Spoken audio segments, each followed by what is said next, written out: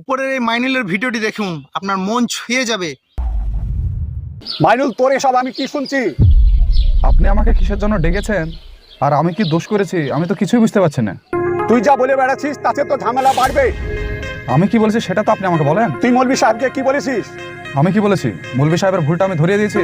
তাই বলে মৌলভী সাহেবকে তুই অশিক্ষিত বলবি? তিনি কাজটা এমনই করেছেন, আমি অশিক্ষিত না বলে থাকতে পারিনি, জানেন চাচা। দেখছেন আসান সাহেব কি অভদ্র ছেলে। আচ্ছা আমি অভদ্র?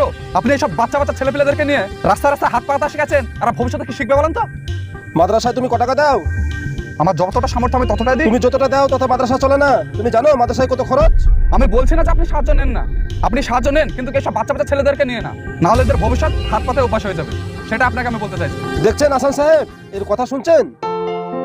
মাইনুল, মৌলভী সাহেব তোর থেকে বয়সে অনেক বড়, এইভাবে তোর কথা বলা ঠিক না। বড়দের সাথে কিভাবে কথা বলতে হয় সেটা জানিস না? অবশ্যই জানি চাচা, কিন্তু বড় ভাইরা যদি ভুল করে ছোট ভাইদের কর্তব্য সে ভুলটা একটু ধরিয়ে দেওয়া, আর সেটা বলা যদি আমার ভুল হয় তাহলে আমি অপরাধী। আমি তোর সঙ্গে তর্ক করতে পারবো না। তুই এক্ষুনি মৌলভী সাহেবের কাছে ক্ষমা চেয়ে নে। ভুল আমি করিনি চাচা, ক্ষমা আমি চাইতে পারবো না চাচা। আসান ভাই এ একদম অভদ্র ছেলে, একে বলে কিছু হবে না। ছাড়েন, আমি মাদ্রাসা থেকে চলে যাচ্ছি। মাইনুল, তুই ক্ষমা চা, নাহলে ভেবে দেখ। আর মৌলভী সাহেবের পিছনে নামাজ পড়বি কিনা সেটা বল। ঠিক আছে, আমি অন্য কোথাও নামাজ পড়ে নেবো। আল্লাহ তো আর আপনাদের মতো না, তার ইবাদত সব জায়গায় করা যায়। আপনারা একটু ভেবে দেখেন, আপনাদের কি সে অধিকার আছে? পশ্চিমবঙ্গে তুই যত কিন্তু কন্টেন্ট বেশি ক্রিয়েটর করছিস, আছে, আর কিন্তু আমি শুনবো না। ছাড়েন তো আসান ভাই, এর সাথে কথা বলে কোনো লাভ নাই। প্রত্যেকের চলুন মন আমরা ছুঁয়ে যাই। যাওয়ার মতন ভিডিও। এই তিনি তাহলে তুমি খাওয়া দাওয়া করে বাস্তবতাকে না, আজকে আমার সবসময়ের আসতে একটু জন্য লেট তুলে হবে। ধরে। ঠিক আছে।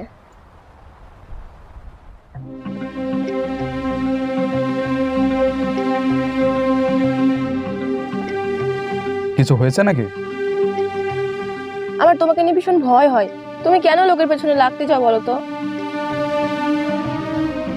আমি কারোর পেছনে লাগতে চাই না গো তৃষা, এটা তোমার ভুল। চোখের সামনে যখন কোনো অন্যায় হয় সেখানে আমি না দাঁড়িয়ে থাকতে পারি। অনেকেই তো দেখে কই, তারা তো কিছু বলে না, তুমি কেন বলতে চাও বলো তো? যদি তোমার কিছু হয়ে যায়? শোনো, মুসলিম হয়ে যদি দেখি যে মানুষ ভুল পথে যাচ্ছে, তাহলে কি করে চুপ করে থাকি তুমি বলো? ধর্ম নিয়ে বলতে গেলে দেখছো না এখন কি অবস্থা। শোনো তৃষা, এটা একবারে ভুল কথা বললা তুমি। আমি ধর্ম নিয়ে কোনো কথা বলি না, আমি বলি একজন মুসলিম কেমন হওয়া উচিত তা। তুমি নিজে ঠিক থাকলেই তো সব ঠিক বলো। এটাই তো ভুল গো তৃষা, সমাজ যদি ভুল পথে যায় তুমিও কিন্তু ঠিক থাকতে পারবে না। আর ইসলাম হচ্ছে সব থেকে বড় ধর্ম, আমরা মুসলিম হয়ে সেটা কিন্তু জানি না। তোমাকে আমি বোঝাতে পারবো না, চারিদিকে যা পরিস্থিতি, আমার তোমাকে নিয়ে খুব ভয় হয়। তুমি আর চিন্তা করো না, হ্যাঁ? তুমি খাওয়া দাওয়া করে স্কুল চলে যাও। হ্যাঁ ঠিক আছে। বাপ এসে ফেলো না বাপ। বাপ তুমি ফেলো না বাপ। তুমি আমার একটা ছেলের মতন বাপ। আমাদেরকে দুদিন টাইম তো দে, এখন আমরা কোথায় থাকবো? টাকা নিয়ে সময় মনে ছিল না আমাদেরকে যেটা করতে পাঠিয়েছে সেটা করে ছাড়বো। এই ফেলো হাড়ি।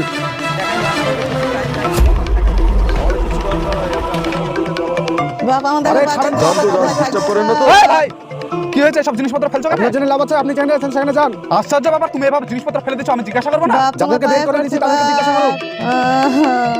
চাচা কি হয়েছে? আসান সাহেবের কাছ থেকে সুদের উপর টাকা নেওয়া হয়েছিল, ওই টাকা দেওয়া হয়নি, সেই জন্য আমাদেরকে বাড়ি থেকে তাড়িয়ে দিচ্ছে। আপনি জানেন না সুদে টাকা নেওয়া এবং দেওয়া দুটো ইসলাম ধর্মে হারাম তা? বাপ জানি তো, কিন্তু টাকাটা তো আমি লইনি, তাহলে কে নিয়েছে? আমার ছেলে নিয়েছে। আপনার ছেলেকে দেখতে পাচ্ছেন, আপনার ছেলে কোথায়? ছেলে তো আমাদের সাথে থাকে না, ছেলে বউকে নিয়ে শহরে থাকে। কি অবস্থা! তাহলে এখন কি করবেন ভাবছেন? ও হয়তো ভাবছি বাবা এখন কি করবো, কোথায় যাবো বলো তো। আরে ছি ছি, আপনি কান্দেন না, আপনি চুপ করেন, আমি দেখছি। আপনি আমার সঙ্গে চলুন। কোথায় নিয়ে যাবো বলছো এখন? আপনি চলেন তো, ঠিক দেখতে পাবেন। চাচি আপনি বসেন, আমি আসছি, চলেন। বাপ তোমরা এভাবে বার করে দিও না বাপ।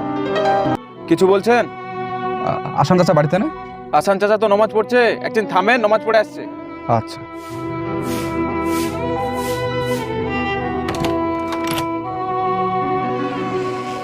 আরে কি ব্যাপার গরিবের বন্ধু, কি মনে করে আজ আপনি আমার বাড়িতে? কি ব্যাপার আফজাল ভাই, নতুন বাড়ি তৈরি করা হলো? চাচা আপনার সঙ্গে আমার একটু কথা ছিল। তোমাকে তো আমি ঠিক চিনতে পারলাম না। আপনি আমাকে ঠিকই চেনেন, হয়তো এখন বুঝতে পারছেন না। আমি আফজাল চাচার গ্রামের লোক। আচ্ছা সেটা আমি বুঝলাম, এখন কি বলছো সেটা বলো। এই যে লোকটাকে দেখতে পাচ্ছেন, গরিব মানুষ, এর ছেলে টাকা নিয়েছিল আপনার কাছ থেকে, এ কিন্তু জানে না। এখন তার ছেলে বউ গ্রামে থাকে না, বাজারে থাকে। আর এই রমজান মাসে যদি এই গরিব মানুষটার কাছ থেকে আপনি যদি বাড়িটা কেড়ে নেন তাহলে কোথায় থাকবে বলেন তো? আমি সেটা কি করে বুঝবো? আমি টাকা দিয়েছি, টাকা তো আমাকে তুলতে হবে, তাই না? আমি বুঝতে পারছি আপনি নমাজ পড়েন, তারপরেও আপনি সুদ খান। আমি কিভাবে ইনকাম করব সেটা আমার ব্যাপার, অত তোমাকে দেখতে হবে না। সে তো বটেই, দেখতে পাচ্ছি। শোনেন চাচা, শুধু নামাজ আর রোজা করলেই মুসলমান হওয়া যায় না, একটু ঈমান থাকারও দরকার আছে, একটু চরিত্রটাও ঠিক করার দরকার আছে। খুব ভাই, সুন্দর বলেছে, মাথায় তুমিও তো টুপি লেকচার দিও না। বা নামাজ আফজালকে পড়লে আমার মুসলমান টাকাটা হওয়া দিতে যায় না। বলো, মুসলমান হতে দলিলটা গেলে নিয়ে যাও। ঈমান থাকা দরকার। কত টাকা আপনার? সুদে আসলে 2 লক্ষ টাকা। মাইনুলের ভিডিওর গল্পে বা কাহিনীগুলো এত সুন্দর, আপনার মন ভরে যাবে। ঠিক আছে, আপনি আমাকে 2 দিন সময় দেন, আপনার টাকা আমি নিজেই পরিশোধ করে দেবো। আর আপনার কাছে আমার একটা রিকোয়েস্ট, আর এই 2 দিন এই গরিব মানুষটাকে বাড়ি থেকে বার করে দেন না, বাড়িতে একটু থাকতে দেন, শুধু এটা আপনার কাছে অনুরোধ। ঠিক আছে, তোমরা যাও, আমি ফোন করে দিচ্ছি। খোদা হাফেজ, চলেন। ওসব ছাড়, এখন কি আর কেউ আল্লাহকে ভয় করে? সব তো লোক দেখানো। ঠিকই বলেছিস, আমরা নামে মুসলিম, কাজে কর্মে মুসলিম না। সে তো বুঝতে পারছি, এখন তো ধর্মকে কেউ কিছু মনেই করছে না। সবাই ভাবছে দুটো নামাজ রোজা করলেই সব হয়ে যাবে। যে যা করছে করতে দে, চুপচাপ দেখ। পৃথিবী শুনতে বিষে পাই। ভরে গেছে, ওসব ভালো কথা বাদ দে, মানুষের তোমাকে ডাকলি কেন সেটা বল। কেউ সাপোর্ট নেই, আহ, একমাত্র সৃষ্টিকর্তা ছাড়া। তোর কাছে 1 লাখ টাকা ধার হবে, আমি কিছুদিন পরে দিয়ে দিতাম। হঠাৎ কেন, কোনো সমস্যা হয়েছে নাকি? না না, কোনো সমস্যা হয়নি, এমনি চাইছিলাম। আচ্ছা ঠিক আছে, আমি অফিস গিয়ে অনলাইন করে দিচ্ছি। ধন্যবাদ ভাই, আমি ঠিক তোকে পরে দিয়ে দেবো। আরে তোর কাছে আমি টাকা চাইছি, পরে দিয়ে দিবি ভাই। থাক, আসছি আমি এখন। হ্যাঁ,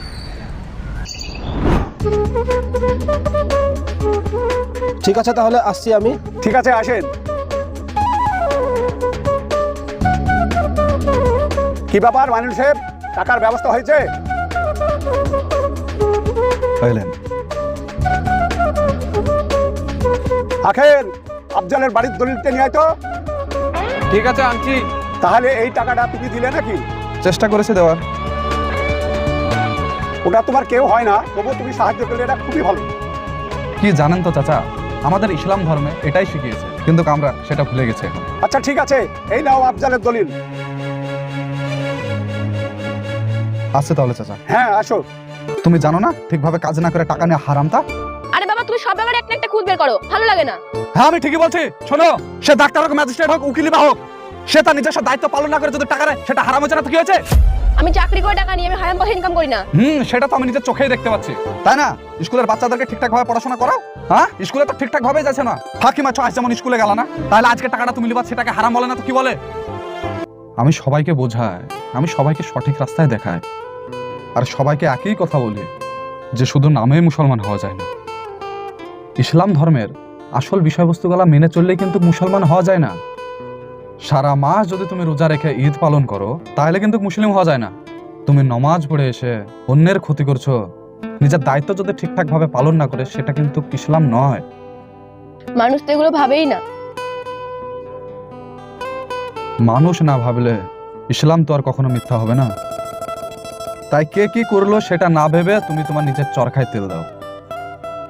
তুমি যদি তোমার ভুলটা স্বীকার করো, তাহলে সমাজ এমনিতে একদিন ঠিক হয়ে যাবে। ঠিক আছে, আমি স্কুলের জন্য রেডি হই।